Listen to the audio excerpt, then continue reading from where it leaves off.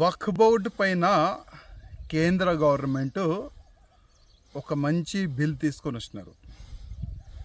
ఆ బిల్కి వ్యతిరేకంగా ఓవైసీ అంటే హైదరాబాద్ పార్లమెంట్ సభ్యుడు ఈరోజు సాయంత్రం దారుసలాంలో వక్ఫ్ బోర్డ్ బిల్ అగ్నిస్ట్గా ఒక బహిరంగ సభ పెట్టిండు. ఆ బహిరంగ సభ ఎందుకు పెట్టిండంటే జనాల్ని ఏ విధంగా రెచ్చగొట్టాలి అదే ఆయన ప్లాన్ ఉంటుంది. నేను ఓవైసీకి ఒక మాట అడగాలనుకుంటున్నా. ఇవాళ నువ్వు సభ పెట్టినావు కదా, నీలో దమ్ ఉంటే నిజం చెప్పనికి ప్రయత్నం చేయి. తెలుసు నువ్వు నిజం చెప్పవని. నీ అయ్యా కానీ, నువ్వు కానీ, నీ తమ్ముడు కానీ, నీ ఎమ్మెల్యేస్ కానీ, నీ కార్పొరేటర్ కానీ వక్ఫ్ బోర్డ్ పైన ఒక మంచి బిల్ వచ్చింది, దీనికి మనం సపోర్ట్ చేయాలి, అది ఎప్పుడు చెప్పరు. దీనికి అగ్నిస్టే చెప్తారు మీరు. ఎందుకంటే వక్ఫ్ బోర్డ్ ల్యాండ్ని అమ్మిపించిన మీరే, వక్ఫ్ బోర్డ్ ల్యాండ్ని కబ్జా చేసినారు మీరే, వక్ఫ్ బోర్డ్ ల్యాండ్ని తక్కువ డబ్బుల్లో రెంట్కి తీసుకున్న మీరే. ఇవాళ ఓల్డ్ సిటీలో కానీ మొత్తం తెలంగాణలో కానీ ఎన్నో ఎకరాలు వక్ఫ్ బోర్డ్ ల్యాండ్ కబ్జా చేసి అమ్మిపించినారు మీరే.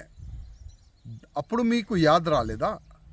వక్ఫ్ బోర్డ్ ల్యాండ్ అల్లా ఇచ్చిన ల్యాండ్, దానికి కాపాడాలి, దానికి అమ్మొద్దు, తక్కువ రెంట్కి ఇయ్యకూడదు.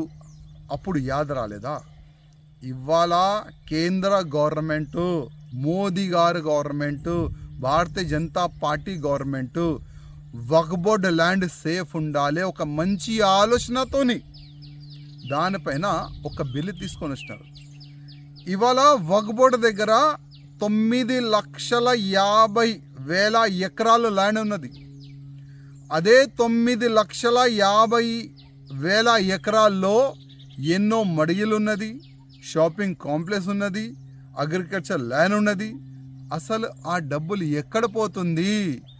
అదే డబ్బులు సరిగైన యూజ్ కావాలి, దాని గురించే ఇది బిల్లు. ల్యాండ్ ఎవరు కూడా అమ్మకూడదు, దాని గురించే ఇది బిల్లు. తక్కువ రెంట్కి ఎవరికి కూడా లీజ్కి ఇవ్వకూడదు, దాని గురించే ఇది బిల్లు. ఇది వక్ఫ్ బోర్డ్ అగ్నిస్ట్ కాదు, ఇది బిల్లు వక్ఫ్ బోర్డ్కి ఫేవరబులే ఇది బిల్లు. అది నిజం చెప్పనికి నీకు దమ్ ఉంటే సభలో చెప్పు ఇవాళ. కానీ నీ ప్లాన్ ఏంది? నీ ఆలోచన ఏంది?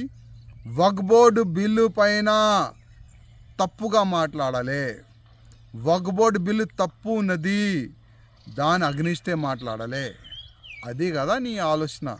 కానీ ఒక్క మాట యాద పెట్టుకో, యావత్ భారతదేశం ముస్లిమోలు ఇవాళ మేలుకోవాలి, సమయం ఉన్నది. ఇది చాలా తప్పు చేస్తున్నారు ఈ ఓవైసీ. రెచ్చగొట్టడానికి ఇవాళ ఈ బహిరంగ సభ ఆయన పెట్టిండు. ఆయన మాటల్లో ముస్లిమోలు వస్తే మీకే నష్టం, యాద పెట్టుకోండి. ఎందుకంటే కేంద్రం భయపడదు. బంగాల్లో మీరు ఇంత దౌర్జన్యం చేస్తున్నారు, హిందువుల్ని చంపుతున్నారు, కేంద్రం భయపడలే. యావత్ భారతదేశంలో ఎన్నైనా మీరు దౌర్జన్యం చేయండి, ఎన్నైనా మీరు రోడ్డు పైన డ్యాన్స్ చేయండి, కానీ ఒక్కసారి వక్ఫ్ బోర్డు పైన బిల్ వచ్చిన తర్వాత రిటర్న్ బిల్ పోదు. ఈ ఒక్క మాట యాద్ పెట్టుకోండి. బిల్లు తీసుకొని వచ్చిన తర్వాత దాంట్లో ఏమేం చాలా మంచిగా పెడితే బాగుంటుంది దానిపైన మీరు చర్చ చేయండి. ఆల్రెడీ చాలా వరకు చర్చకి సమయం కూడా ఇచ్చినారు పార్లమెంట్లో, కానీ ఓవైసీకి దమ్ లేకుండే ఆ వక్ఫ్ బోర్డు పేపర్ బిల్లుని చింపి పాడేసిండు. ఎందుకంటే మీడియాలో ఆయన ఫేమస్ కావాలి కదా. అదే ఆలోచనతోని మీడియాలో రావానికి ఆ వక్ఫ్ బోర్డు బిల్ని చింపి పాడేసి బయటకు వచ్చి ఏదేదో వాగుతుండు. కానీ ముస్లిం సోదరులారా, ఒకటే ఒక రిక్వెస్ట్, బిల్ వచ్చింది, అది ప్లస్సా మైనసా ఒక్కసారి మీరు ఆలోచన చేయాలని నా ఒక నివేదిక.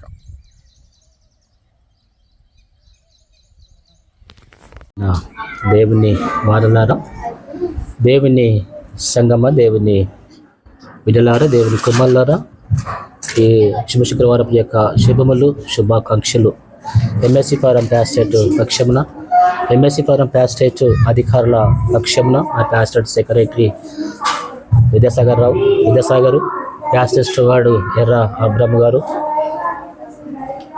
ఉమెన్ సెక్రటరీ బోయిని సువర్ణమ్మ గారి పక్షమున మా యొక్క ప్యాస్టేట్ పక్షమున వారికి మరి 2 వందనములు తెలియజేస్తున్నాను.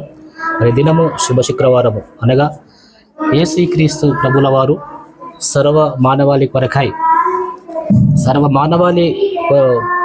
పాపుల కొరకై క్రీస్తు మరణించిన దినము ఏప్రిల్ మాసంలో 18వ తారీఖు నాడు ఈ ప్రపంచమంతటా కూడా క్రీస్తు పలికినటువంటి 7 మాటలు ధ్యానిస్తున్నారు. మరి యేసుక్రీస్తు ప్రభు మానవులను కాపాడడానికి, మానవులను రక్షించడానికి వచ్చినటువంటి యేసుక్రీస్తు ప్రభు మానవులు తప్పులు చేసినా, మానవులు పాపములు చేసినా ఆ పాపములు మానవులు భరించుకోవాలి, మానవులు శిక్ష పొందాలి. కానీ ఆ శిక్ష మానవుల మీద వేయకుండా తానే శిక్షను భరిస్తున్నాడు, తానే శిక్షను ఓర్చుకుంటున్నాడు. దేవుడు తన యొక్క పరిశుద్ధ రక్తము సర్వమానవ కొరకై చిందించినటువంటి మహానీయుడు, మహానుభావుడు యేసుక్రీస్తు ప్రభుల వారు. ఆయన యొక్క రక్తం ద్వారా మనుషుల యొక్క పాపములను కడిగి వేసుకొని, తీసివేసుకొని ఈ లోకములో పరిశుద్ధులుగా, పవిత్రులుగా జీవించాలని యేసుక్రీస్తు ప్రభు లోకానికి మాదిరికరంగా వచ్చి తన మాదికర జీవితాలు చూపించి కనపరిచి తన యొక్క జీవితంలో ఎన్నో గొప్ప క్రియలు, గొప్ప కాల్చినటువంటి దేవుడు తను తాను తగ్గించుకొని, తను తాను సమర్పించుకొని క్రీస్తు మన కొరకై మన పొందినటువంటి ఈ శుభ శుక్రవారం యొక్క ఆరాధన ఈరోజు ప్రపంచమైనటువంటి పెద్దలందరూ కూడా చేసుకుంటున్నారు. మన జరిగినటువంటి ఈ గొప్ప ఈ ధనతను బట్టి, ఈ గొప్ప భాగ్యాన్ని బట్టి ఆ దేవుని వందనాలు చెల్లిస్తూ ఈ శుభ శుక్రవారపు 6 రోజుల పాల్పొందినటువంటి వడ్డపల్లి సంఘం అంతా కూడా దేవుడు దీవించి, దేవుడు ఆశీర్వదించి, దేవుని ఆశీర్వాదాలు, దేవుని దీవెనలు పొందుకొని సంఘమంతా కూడా పరిశుద్ధంగా, పవిత్రంగా జీవించాలనే ఉద్దేశంతో ప్రభు ఈ లోకంలోకి వచ్చి మరణించడాన్ని శుభ శుక్రవారం యొక్క సాదృశ్యం, శుభ శుక్రవారం యొక్క అర్థం అని మేము తెలియజేస్తూ జ్ఞాపకం చేస్తున్నాను.